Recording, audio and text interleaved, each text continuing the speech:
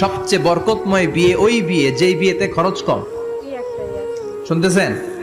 হ্যাঁ, আমলের নিয়তে শুনেন। ফাতিমা রাদিয়াল্লাহু তাআলা আনহার সাথে সাইয়েদনা আলীর বিয়ে হলো। ফাতিমাকে যে বিষ্ণু বললেন, আলী আমার কাছে এসে তোমার কথা বলেছে, তুমি কি রাজি? ফাতিমা কোনো কথা বলে না। আবার জিজ্ঞেস করা হলো, কথা বলে না। ফাসাকাতাত, চুপচাপ। তিনবার বিশ্বনবী জিজ্ঞেস করলেন, তিনবারই চুপচাপ। আসুকুতু নিসফুর রিদা, মেয়েদের চুপ থাকা সম্মতির অর্ধেক। জোরে কোন ঠিক কিনা? কি লজ্জাবতী নারী, কিছু বলেই না। তার মানে বাবা যেটা ডিসাইড করবে ওইটাই। ফাতেমার সাথে সাইয়েদনা আলীর বিয়ে হয়ে গেল।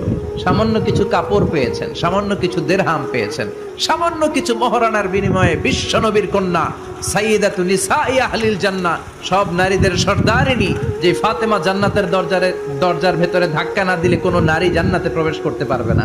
সামান্য কিছু মহারানার বিনিময়ে বিয়ে হয়ে গিয়েছে। সুবহানাল্লাহ।